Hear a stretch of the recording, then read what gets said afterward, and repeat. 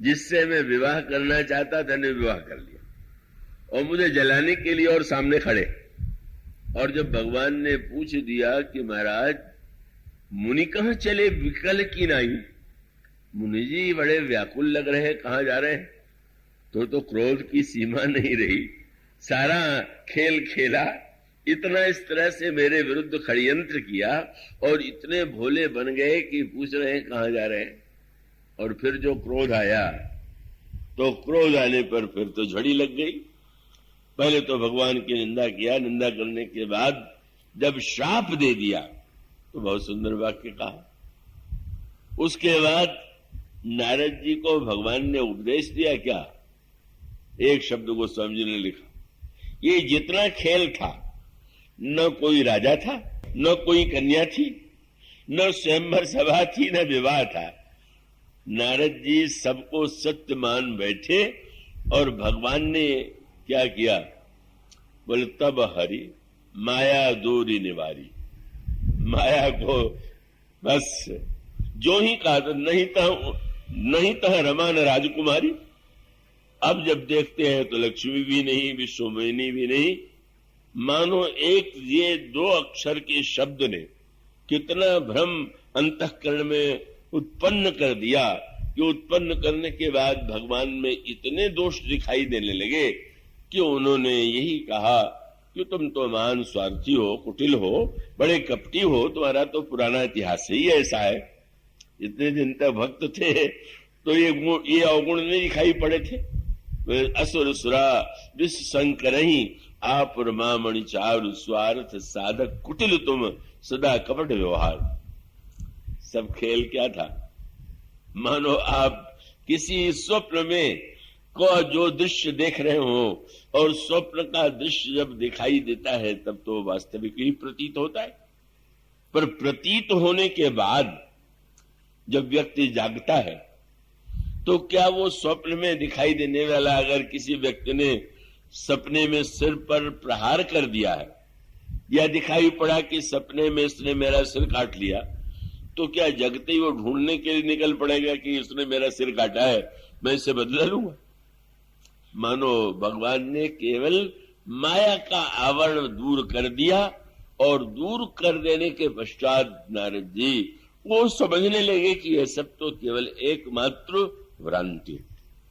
तो यह जो माया की विलक्षणता है जो जीव को दूर बनाए हुए है, किंतु उस प्रसंग में भी प्रभु ने संत की महिमा को ही प्रकट किया।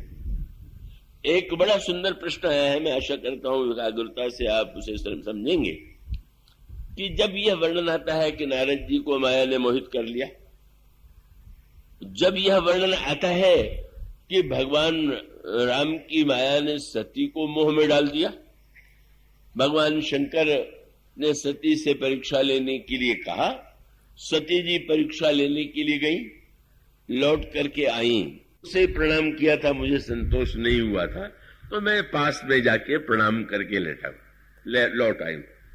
कछु न परीक्षा लीन गोसाई, कीन प्रणाम तुम्हारी ही नहीं। आश्चर्य हुआ, और तब आपने ध्यान में देखा कि हुआ क्या, सब दिखाई पड़ा। और आप जानते हैं तब किसका ध्यान आया, शंकर जी को।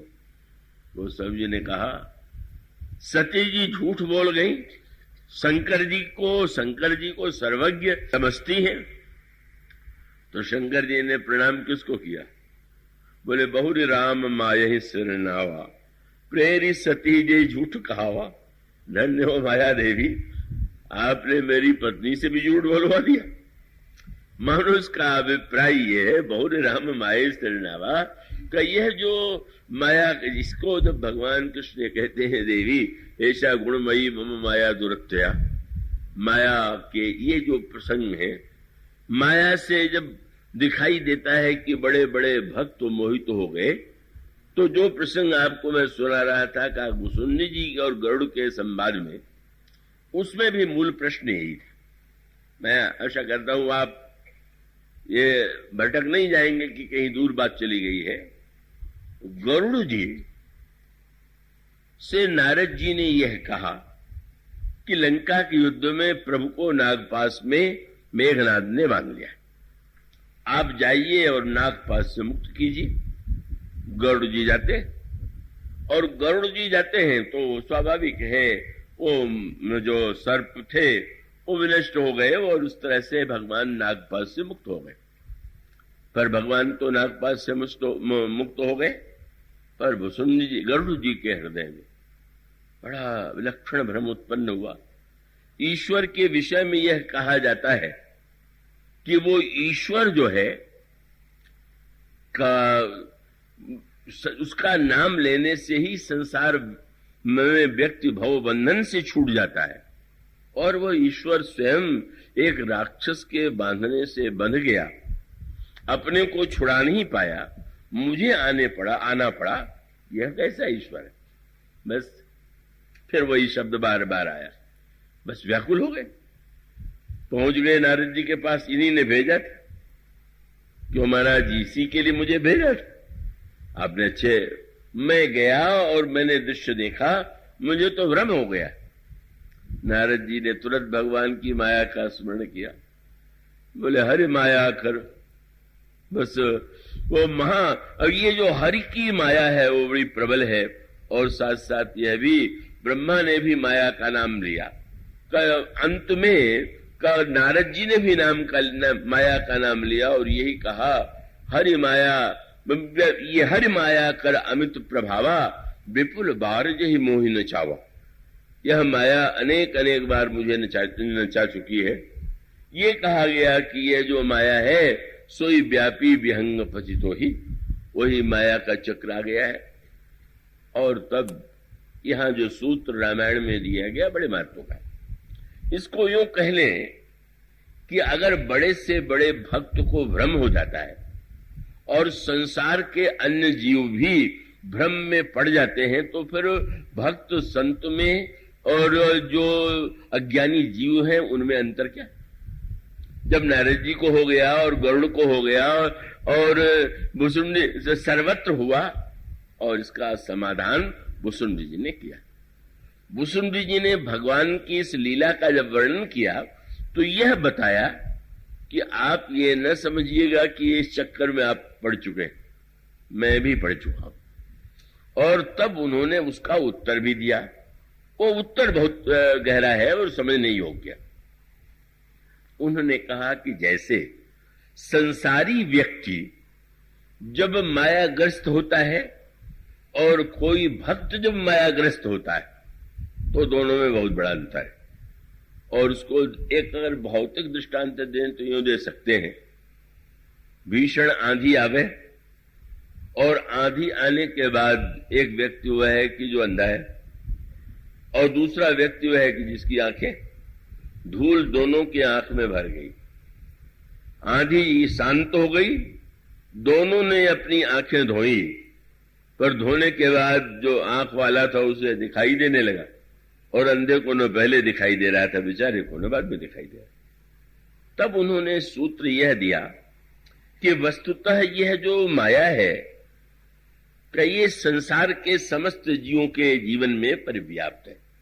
मैं और मेरेपन के रूप में, तय और तेरेपन के रूप में, भेद बुद्धि के रूप में इतने निकट रहते हुए भी इस माया के कारण, चाहे उसे पतला आवरण कह लीजिए, चाहे 2 अंगुल कह लीजिए, चाहे अज्ञान कहिए, चाहे भ्रम कहिए, चाहे जादूगरी कहिए, वही जीव को ईश्वर से दूर बनाए हुए। तब उस समय भुसुंडी जी ने तुरंत ये बताया कि गरुड़ जी आप नहीं, मेरे साथ भी ऐसा खेल कर चुके। और सारे बात बताने के बाद फिर उन्होंने समझाया। और वो थोड़ा दार्शनिक प्रसंग है, पर अगर व्यवहारिक दृष्टांत दें तो उसका दृष्टांत यूं है कि एक व्यक्ति जीवन में रो रहा है और बहुत दुखी है, और एक व्यक्ति नाटक का जो सूत्रधार है, कोई नाटक खेलना है मंच पर, तो नाटक के मंच पर सूत्रधार ने कहा कि तुम्हें मंच पर रोना है, और रोना ऐसा है कि वो बिल्कुल लोगों को सजीव लगे।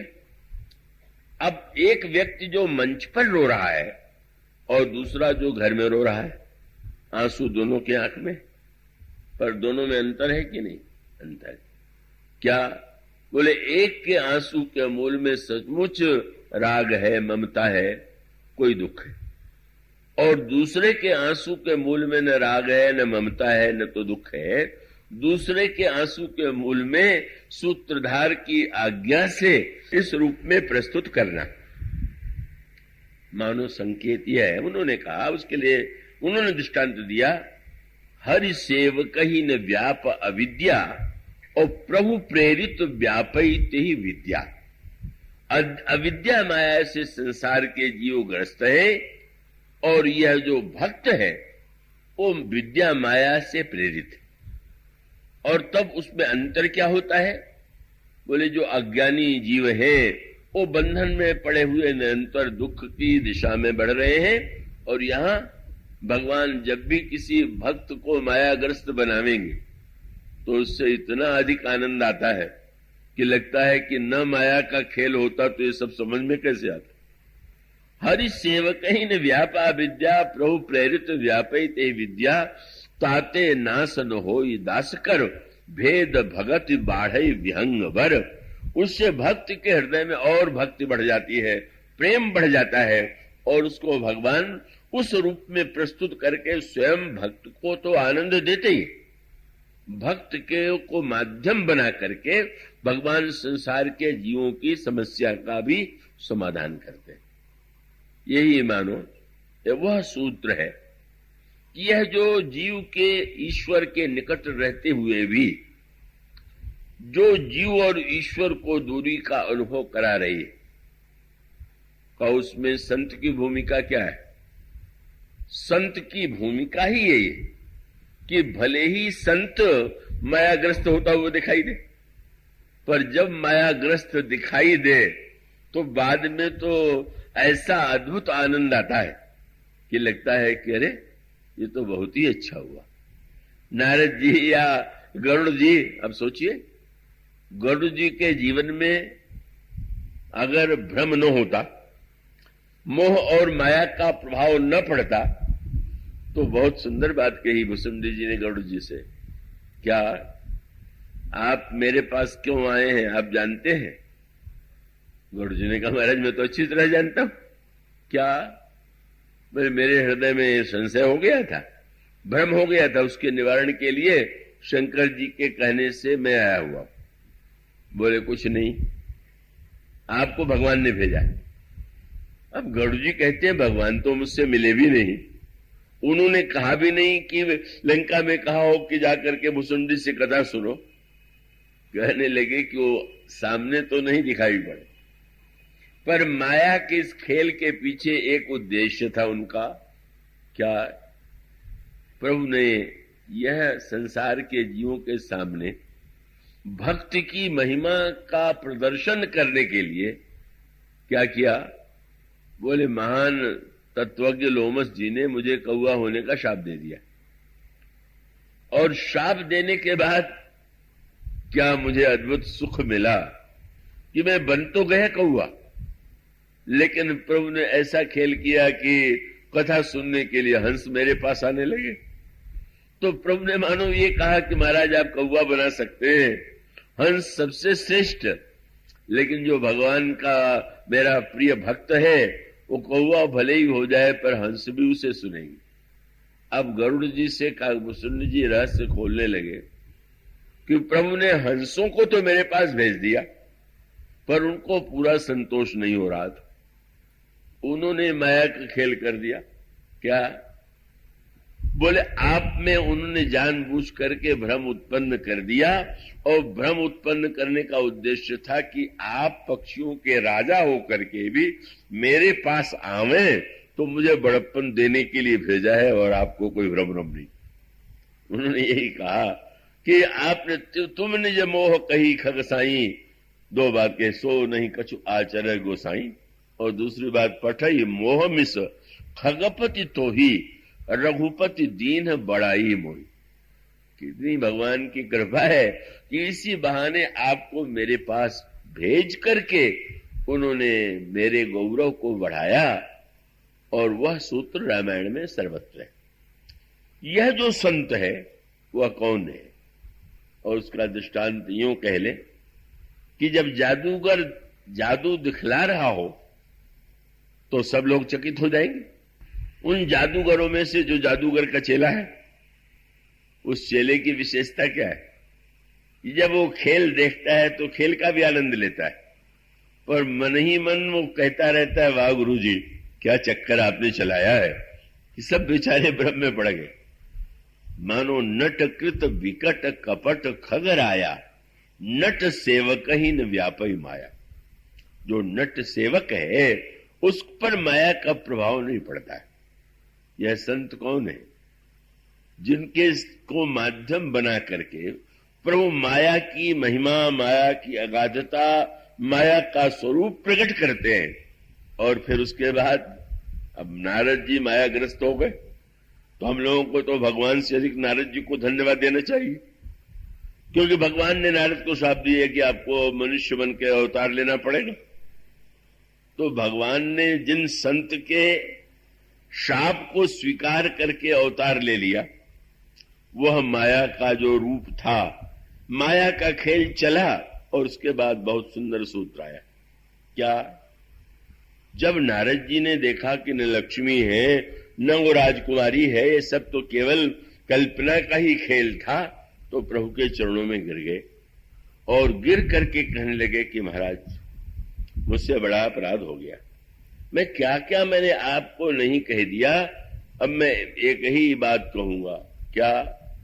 बोले, उन्होंने ये कहा, प्रभु मैंने इतना आपके लिए कठोर शब्द कह दिया, तो मैं चाहता हूं कि मेरा वचन ये झूठा हो जाए, मेरा शाप झूठा हो जाए। मृषा हो मम साप कृपाला। जो ही नारद जी कहने लगे झूठा हो जाए, भगवान ने नारद का मुंह बंद कर दिया। अच्छा, तो तुम ये समझ रहे हो कि जो तुमने शाप दिया है वो अपने मन से दिया? तब कैसे दिया? बोले, मम इच्छा का दीन दयाला। अरे मैं ही ऐसा खेल करना चाहता था, इसीलिए चक्कर में डलवा दिया तुम्हें। और ये कुछ जो तुमने किया है, कहा है, वो तो मेरी इच्छा।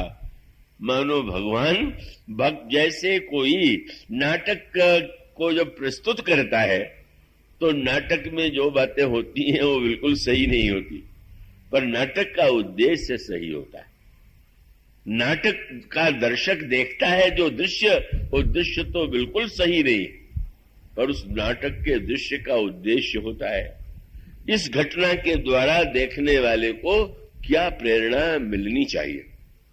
तो नाटक के देखते समय तो नाटक का आनंद लीजिए, पर बाद में उद्देश्य पर विचार कीजिए। अब नाटक देखते समय तो आप रामायण पढ़ते हैं तो कभी हंसते हैं, कभी आंसू आ जाता है, कभी गदगद हो जाते हैं, कभी रोमांच हो आता है। नाटक में यह सब होता ही है। नाटक के बीच में अगर कोई उससे भिन्न बात कह दे, मैं भूल नहीं पाता हूं, एक बड़े विश्वविद्यालय के कुलपति ने मुझसे कहा कि कुछ पहले हमारे यहाँ उत्सव हुआ था, उसमें मीरा की नृत्य नाटिका दिखाई गई थी, क्या आप देखना पसंद करेंगे?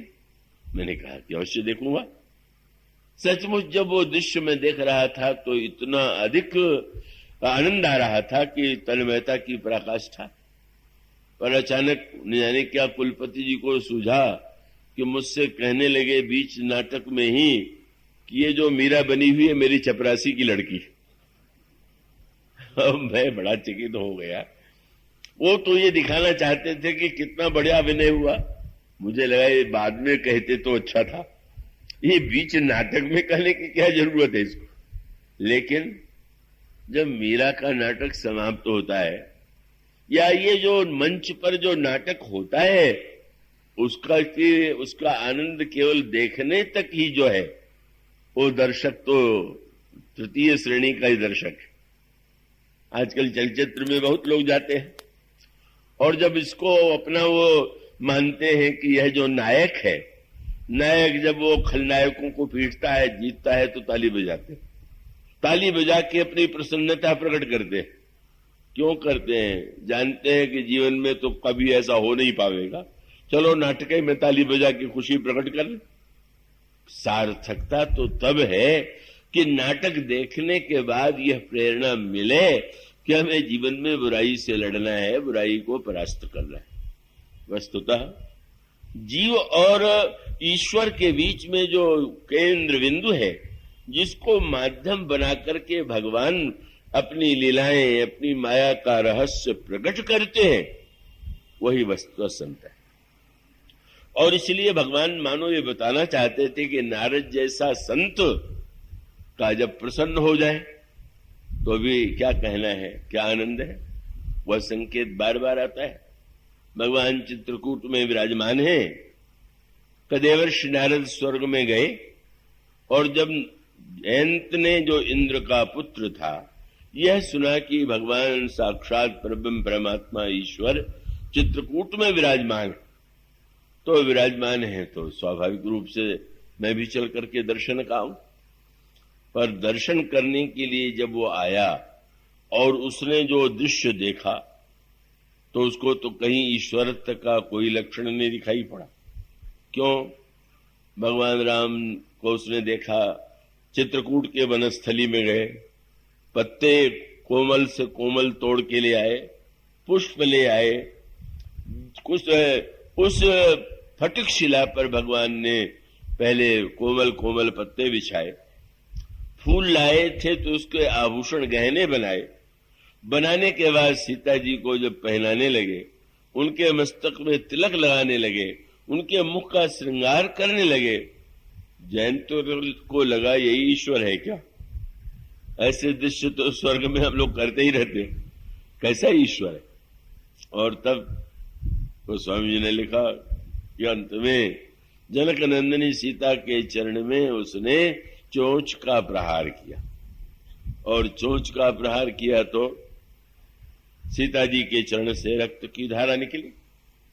रक्त की धारा निकलते देखते ही प्रभु ने एक सीख का धनुष लिया, सीख का बाण लिया और ब्रह्मास्त्र का स्मरण करके आपने जब उस कौवे के पीछे उस तृण रूप ब्रह्मास्त्र को लगा दिया तो ब्रह्मधाम स्योपुर सब लोका, फिरा भ्रमित भय व्याकुल शोका, काहू बैठन कहा नो ही, सकई को राख राम कर द्रोही, मां तो मृत्यु पितु समन समाना, सुधा होई विष्णु हरु जाना, मित्र करई सतिर पुके करणी, ताकह विबुध नदी वै तरणी, सब जग ताहि अनलहुते ताता, जो रघुवीर विमुख सुभ्राता।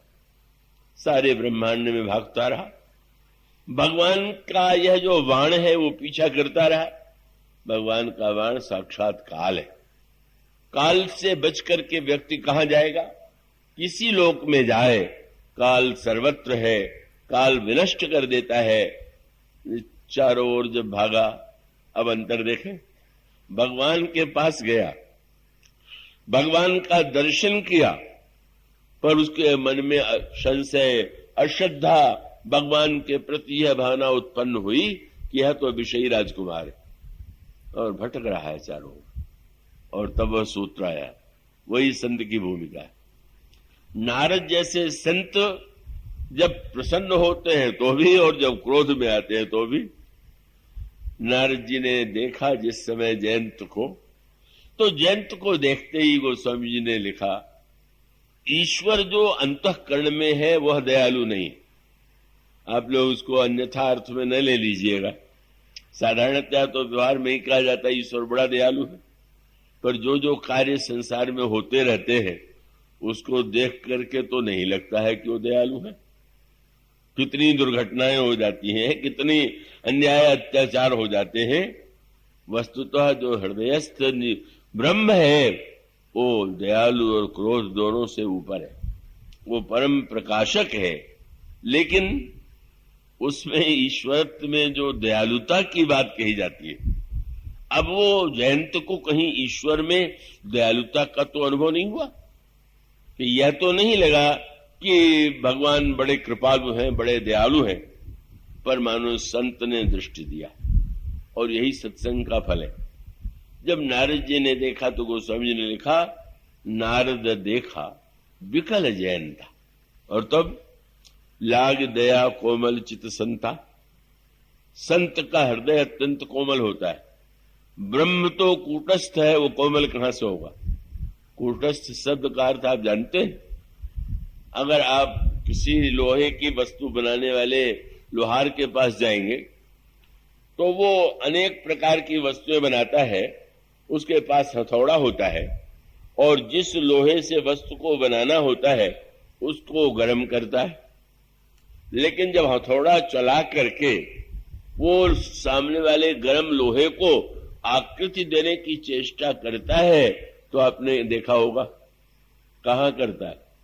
जमीन में अगर करे तो हथौड़े के आघात से जमीन ही वस्तु ही बिखर जाएगी। वहां पर एक लोहा बड़ा सा गड़ा रहता है, तो ऐसा धसा के गड़ा जाता है। उसी पर वह लोहार जो है, जो बना रहा है, उसी पर वह गरम गरम धातु लोहे की जो वस्तु लोह जिसको आकृति देना चाहता है उसको रखता है, हथौड़े से पीटता है और उससे वस्तु बन जाती है। कूटस्थ का अर्थ है निहाई। निहाई माने लोहार के यहां रहने वाला वो लोहा जो हिलता डुलता कुछ नहीं। तो वेदांत ने तो ये कहा कि ब्रह्म तो कूटस्थ है, बिल्कुल हिलता डुलता कहीं है ही नहीं। बन रहा है, चाहे जो बन रहा है, गर्मी है, पीटा जा रहा है, नई नई आकृति हो रही है, तब कमानो उसमें दया की सृष्टि कौन करेगा? जो संत हैं वो दयालु है। ब्रह्म जो है वो तो न कठोर है और न दयालु है। इसीलिए अध्याकांड में कहा गया यद्यपि सम नहीं राग न रोसु, न वो किसी से प्रसन्न होता है न किसी पर क्रोध करता है, गहई न पाप पुण्य गुण दोषु। वो है सम। और ये भक्त है। संत कौन है? बोले पर दुख द्रवहि सु संत पुनीता। दूसरे के दुख से जिसके हृदय में करुणा का संचार हो जाए वही संत है। यही भगवान ने बाण लगा दिया पर दया का उदय तो संत के हृदय में हुआ। इसलिए गोस्वामी जी ने वहां पर शब्द लिखा नारद के लिए, नारद देखा विकल जयंता लाग दया कोमल चित संता। और तब आपने कहा सुनो सुनो, प्रथम भक्त संतर कर संगा, दूसरा रति में कथा प्रसंगा। संत के पास जाएंगे तो क्या सुनाएंगे कथा? तो जयंत को भागते देख करके नारद जी ने कहा भाई थोड़ी कथा सुन के जाओ। महाराज यही कथा सुनने का समय है, देख नहीं रहे काल मेरा पीछा कर रहा है। कई लोग कथा में इसी डर के मारे नहीं आते कि काल पीछा करता रहता है, समय नहीं है, ये काम करना है, काल का चल रहा है बाण। तो नारद जी पीछे पीछे दौड़े। और कथा का अर्थ क्या होता है? कथा माने घटनाओं को सुना देना नहीं है, वो तो कहानी है, कोई बात कैसे हुई सुना दिया। कथा माने घटनाओं की व्याख्या, और व्याख्या माने उस घटना को आप जिस दृष्टि से देखते हैं, कथा सुन करके उन घटनाओं को देखने की एक नई दृष्टि मिलती। और यही संत ने किया। पूछा तुम क्यों भाग रहे हो? महाराज प्रभु का बाण लगा हुआ है पीछे। क्यों लगा हुआ है? महाराज क्यों लगा हुआ? मारने के लिए। मैंने बड़ा अपराध कर दिया, श्री किशोर जी के चरणों में प्रहार कर दिया, इसलिए बाण मारने के लिए पीछे लगा हुआ है। कहां कहां गए? स्वर्ग गए, ब्रह्मलोक गए, शंकर जी के यहां गए, सब जगह गए। क्या हुआ? बोले महाराज बचाना तो दूर रहा, लोगों ने बैठने भी नहीं दिया, निकालो चलो है जल्दी यहां से भागो। तो भाई तुम कहते हो कि बाण पीछे लगा हुआ था, क्यों लगा हुआ था? तुमको तो मारने के लिए। तो जब तुम्हें कोई बचाने वाला था ही नहीं और जहां तुम गए वहां बाण गया तो मारा क्यों नहीं? मानो संत जिज्ञासा उत्पन्न करता है, सोचो क्यों हुआ है ऐसा। महाराज मेरी समझ में नहीं तो यही कहा कि वस्तुतः तुम समझते हो कि मारना चाहता था, मारना चाहता तो उसी समय मार देता, तुम बच के कहां जा सकते थे।